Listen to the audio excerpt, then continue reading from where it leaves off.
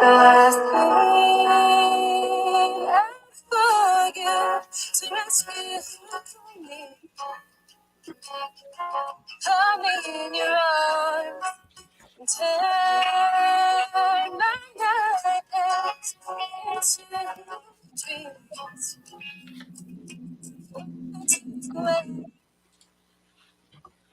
Good evening, hello, good afternoon, good morning, wherever you're listening. It is the Helping Hand Show. This show is entitled Broken Heart. You know, love is a beautiful thing. It really is. Giving love to somebody can be really, really, very great. And of course, everybody wants to be loved back. You know, it's really quite special to have someone you can feel completely comfortable with, trust and share pretty much every aspect of your life with. I've got to think that we've all dreamt of meeting that special someone, that certain special person who, basically would be our soulmate. From time to time, we certainly all thought that, I'm thinking. Love's also a bond that people have with each other. Now, this bond involves understanding another person's values, beliefs, life goals, philosophies, just how they tick. This feeling makes you feel like you're with somebody who will always have your back, who's going to trust you and put you first. You know they accept each other's good attributes, of course, along with the traits that can be challenging at times. But it's okay, because the bottom line is that it's all about working together toward common goals, dreams, and everything like it. Now, let's say hello to Lucy Alvarez. Lucy just graduated from college. She has a very bright and exciting future. Now, college was a little difficult, but to her credit, Lucy kept her grades up and now is looking forward to shining in job interviews. Like everybody just graduating college, she wants to get a good, decently paying, if not a well-paying job in her field. Her family and friends, I have to say, they've all been very proud of her. Lucy seems to always be laughing and happy and up, have a big smile on her face, But just like you shouldn't always judge a book by its cover, no one saw the loneliness under the surface with Lucy. It's okay. Truth is, though, that Lucy wanted someone to love and to share her life with. Like all of us, she was hoping to meet that soulmate of hers. So she's at a job interview, and this is when life happened. A man who also looked to be waiting to be interviewed just smiled at her. Yes, it was just a smile, but it was a big, bright, positive, genuine, sincere, and even a bit loving smile, which is nice. Sometimes that's all it takes to stir up the passion in someone's heart. Now, right at that moment, the smile moment, Carl Lawrence, one of Lucy's best good college friends, he gave her a call. Hey, Lucy, after interview, why don't we go get some dinner? I hear there's a new Latin restaurant called Havana Central just opened. I heard the restaurant, it's got great Cuban food, cocktails, live music. They say it's like walking into Havana City with all its type of restaurant decor. Carl, is that all you live for is food? We're college graduates now. Are you applying for jobs? We both promised each other that we would make a difference in this world. Listen, I've been applying to jobs all day. You gotta stop being so serious. Life is too short. We're gonna have our whole lives to work. So tonight, why don't we have some rice and beans, some plantains, and maybe some nice roasted pork? You got me. I am starving. I'll see you tonight at 7. And real quick, I did something crazy. I'll tell you more about it tonight. But this man smiled at me. We were both waiting to be called in for this job interview. And when he got up to walk to the receptionist's desk, I stopped him and asked him for his business card. I got his phone number and email. Can you believe it? I'm so happy I took that class and learned to be more aggressive and assertive. So, dinner it was. And it also looked like Lucy Alvarez stepped out of her comfort zone in an effort to make a connection with a man she saw that, it was apparently also waiting to be called in for an interview, or so she thought. Hey, think of how many times you may have seen someone and wanted to say hi, but you didn't. Listen, I can remember back to my early 20s, very early part of my 20s. I'd go out with my buddies to pubs and clubs and bars and what have you, hoping to meet some pretty faced girl, some nice young gal. Back then, I have to say, I was a little shy at times. I'd often turn away whenever a girl would smile at me or look my way.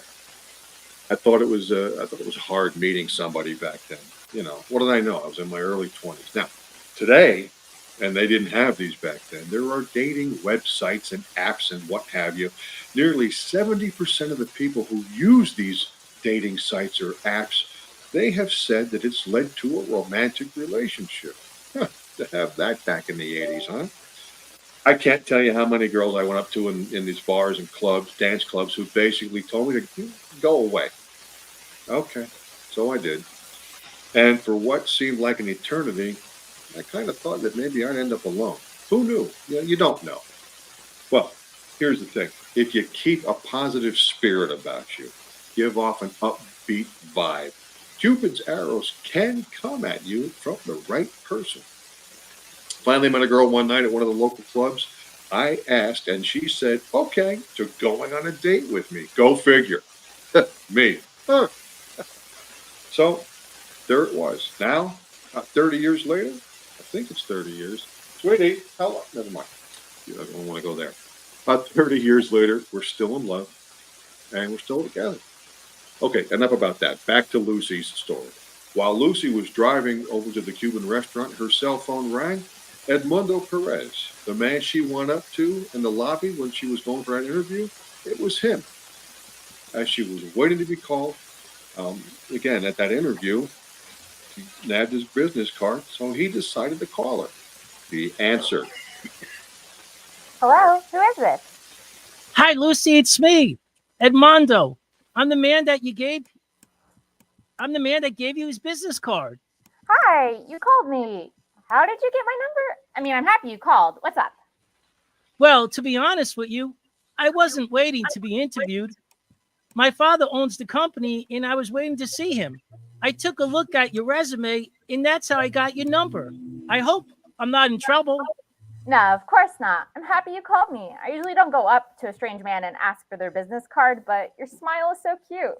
I'm actually on my way to a Cuban restaurant called Havana Central. I'm meeting up with a few college friends. Would you like to join us there? That sounds great. I would love to meet you and your friends there and talk to you. Well then, seems like old Cupid's doing his work again, huh? Hey, that chance meeting just may be the start of a loving relationship. You never know. So, here, let me ask you. Can you remember how and when you met your love? It could have started with just a look or a smile or a wink or something. Sometimes that's all it takes. So anyway, Lucy, she gets to the Havana Central restaurant. Waiting for her at a table are a couple of her college friends, Carl Lawrence, a classmate, and Julie Pacifico, her college dorm mate. When Lucy shows up at the table, they all get up and hug one another. They ask about the job interview and the man she asked for his business card. Yeah, they know about that too. And Carl starts questioning her about the interview. So, how did the interview go? Did they ask you back for a second interview? Did you like the job? What about the pay? Well, tell us. Well, the interview went great. I actually got to meet the owner of the company. He was an elderly, white-haired, distinguished-looking man. He was friendly and really pleasant to talk to. He told me how he started the company with just an idea, and today it's a large telecommunications company that employs thousands of workers. You could tell how proud he was. Now, why would the owner of a large company like that interview you? I've been on lots of interviews, and I can never get past the department manager that I'm interviewing. Well, you know what? I bet you that's a great sign. I bet you'll get the job. Interviewing for any job can be stressful. In a typical interview, you meet with the hiring manager or the HR professional, answer a bunch of questions and so forth. So to meet and talk with the company's owner, oh, that does seem like a good sign. In any event, the man Lucy went up to at the interview, once again, Edmundo Perez, he showed up like he said he would at the restaurant, walked over to the table where Lucy and her friends were sitting. Hi, Lucy. I made it. I can't believe we're meeting again. Thanks for inviting me here. I'm dying to hear how your interview went. I heard you actually got an interview with my dad. Can you believe that? I was just telling Carl that. Does your dad always get involved? No, he never interviews anyone. I was initially surprised by what he did, but now I understand why. Hi, Edmundo. I'm Julie, Lucy's college dorm mate for 4 years and best friend. Even though she didn't introduce you to me, here I am. Hi, Julie. So happy to meet you. So you are all college friends? Yeah, we all met our freshman year and we've been great friends ever since. And if the dorms had allowed it, Carl would have moved in. We were just like that TV show Three's Company. Hey, Edmundo, don't listen to them. They wouldn't have made it through college without me. I was their big brother, and they were like my sisters. We did everything together. Don't listen to him. We did everything for him. We cooked, washed his clothes, and made sure that he went to classes, hopefully on time. He was more like our kid brother, always so helpless. Wow, you're a lucky guy. Some people have all the luck. Now, Lucy, how did you talk with my dad, Mr. Alejandro Perez, go? I hope he didn't scare you or make you nervous. He has a way of intimidating people. No, he was so lovely and very respectful. He asked me questions about my studies at college and what I wanted to achieve in life. But this is weird to say. He turned his head a lot and looked out his window.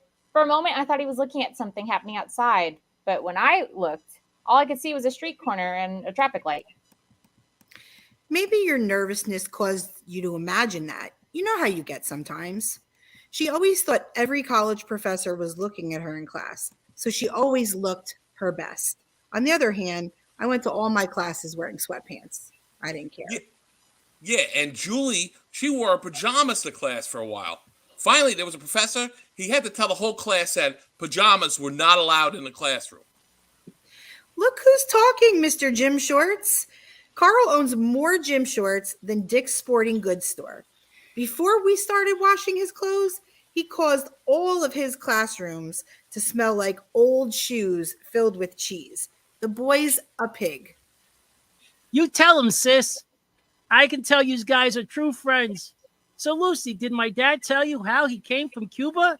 Just wearing his pants and shirt with no money or food? He loves reliving those days. He did. He told me how he and his wife gave up their family and friends to come to America. He said how they both had to sacrifice everything, and with hard work, they built the company into what it is today. I could tell he was a proud man and loved his wife deeply. You're blessed, Edmundo, for having such a loving family. I am blessed, but I need to tell you something. When I saw you sitting in our reception area, waiting to be called in for an interview, I took your picture and sent it to my dad. That's why my dad interviewed you. You took a picture? What do you mean you sent it to your dad? Well, I think this will explain it. Please take a look at this picture. This girl looks like me. Yes, isn't it crazy? She could be your twin. Well, this is my sister. We can't believe how identical you both look, so my dad just wanted to meet you. That's why he interviewed you. That just seems strange. Why would he go out of his way to just meet me? Yeah, we look alike, but what's the big deal? There are probably a lot of people who look alike. I agree, but my dad always wanted my sister to work in the company. So when she graduated college and was coming to work on her first day, she didn't make it. As she was crossing the street in front of our office building, she got hit by a car. They said the driver was texting when he ran a red light and didn't see her. She didn't survive the accident. My dad was never the same after that. He never accepted her debt. I'm so sorry to hear that. That poor, broken-hearted man. Oof. Oh boy. Oh my. That's very sad. Listen, we all know that texting while we're driving can increase the chance that a driver could be involved in an accident. So, not for anything, but think of these tips when you're behind the wheel. If you've got to send or receive a text, just pull over. Go to a safe location off the road, stop, park the car, send the text, or receive the text, or both until you're done. If you've got someone in the car with you, have them handle it. give them the phone and have them text back and forth and tell you what the conversation is. If you just can't resist the temptation to look at your phone while you're in the car, here, just turn it off. That's all. Just turn it off. You can turn it on when you get there. Okay, so the evening continued, and Lucy, Edmundo, Carl, and Julie, they had a great time, a delicious dinner at Havana Central. They all got to know each other real well. They told some funny stories. They laughed a lot. It was a nice evening. Then Edmundo's phone rang. It was his dad, Alejandro. He was calling. So Edmundo answered the phone and told him he was having dinner with Lucy, matter of fact. The girl that she interviewed today, he said. Alejandro asked if he could speak with her, and Edmundo gave Lucy the phone. Hey, Lucy, it's me, Alejandro. I hope you're having a wonderful dinner. I told my son the dinner bill would be on me, so you should order dessert. That's so kind of you. We really appreciate it. I enjoyed talking to you today. You should be very proud of yourself. I hope I didn't scare you or make you nervous. My son says I intimidate people. No, you were a terrific interviewer. I felt like you really listened to me. Well, I never really interviewed anyone. It was refreshing to hear a young, educated mind. You have the whole life before you to make a difference in this world, making it a better place. Thank you for seeing me today and for all your kind words.